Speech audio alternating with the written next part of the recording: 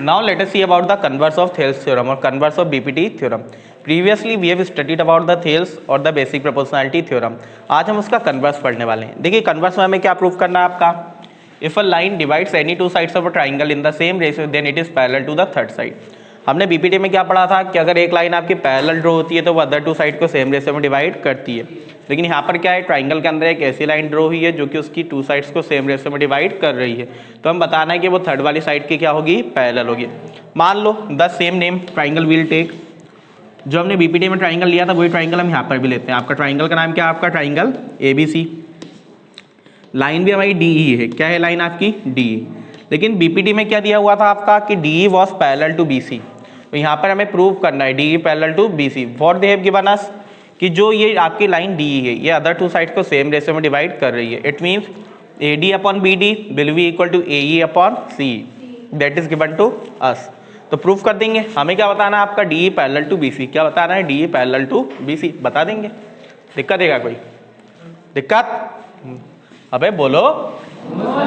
चलिए तो गिवन क्या लिखते हैं हम लोग, given. What is given to us, a triangle ABC in which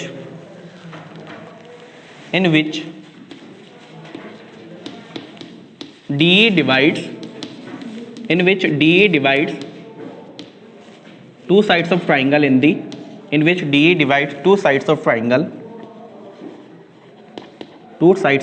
triangle in same ratio such that. क्या गिवन है हमारा कि आपको एक ट्राइंगल दिया है जिसमें DE दो साइड का आपका सेम रेशियो में डिवाइड करती है ना. दो साइड का आप नाम भी लिख सकते हो.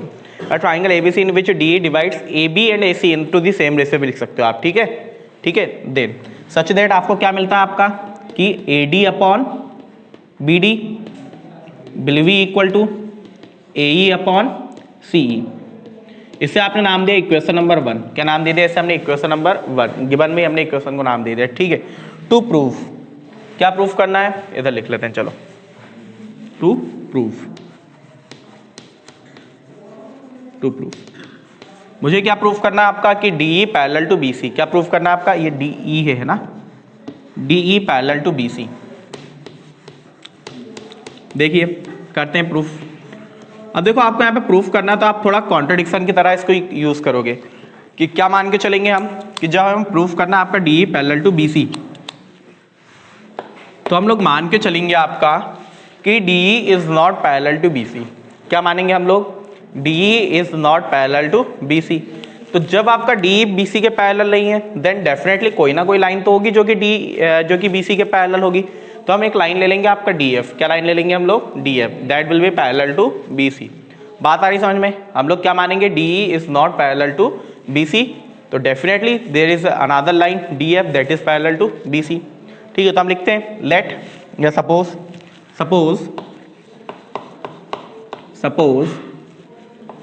DE is not parallel to BC. Then there exists a line DF which is parallel to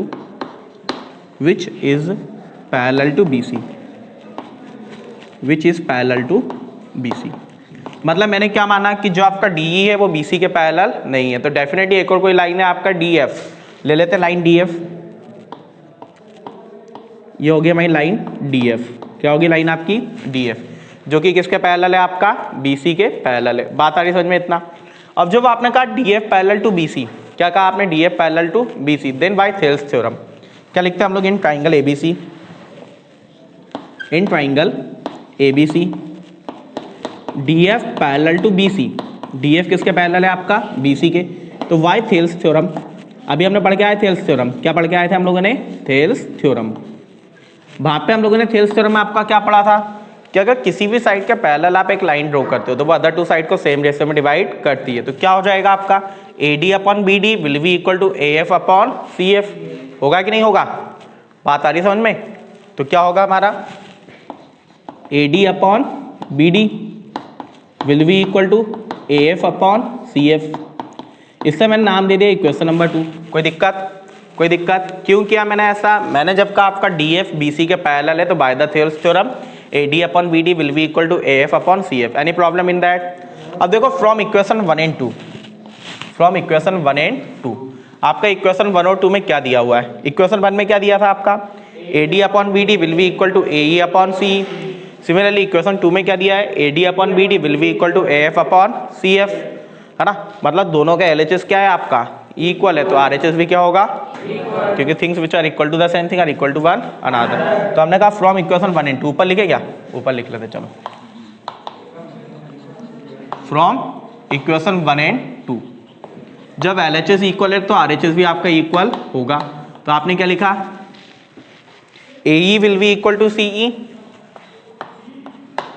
and A E upon C E will be equal to A F upon C F. Any problem in that? यहाँ तक कोई problem? अब क्या करते हैं? Adding 1 in both side, दोनों side में क्या कर लेते हैं हम लोग? 1 1 8 कर लेते हैं। जब मैंने दोनों साइड में आपका 1 8 किया, मुझे क्या मिला आपका?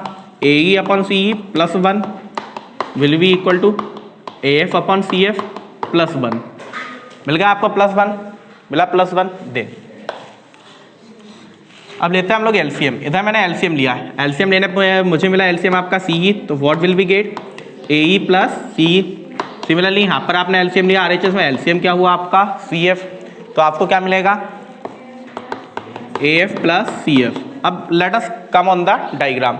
मैंने कहा ए ई प्लस सी ई, देखो आपका ए ई प्लस सी ई कौन सी साइड बन के आ रही है आपका? पक्का कौन सी साइड बन रही है आप लोग की? ए सी। तो ये होगा आपका A C upon C E will be equal to, आपने कहा A F plus C F, A F plus C F कौन सी साइड बनी है आपका? बताइए। ए एफ और सी एफ को ऐड किया था हमने, कौन सी साइड बनी है भाई? वापस ए सी बनी है आपकी। कौन सी साइड बनी है आपका? A C upon C F. Now do the reciprocal of both of them. दोनों क्या कर देते हैं हम लोग? रेसिप्रोकल। तो मुझे क्या मिला आपका?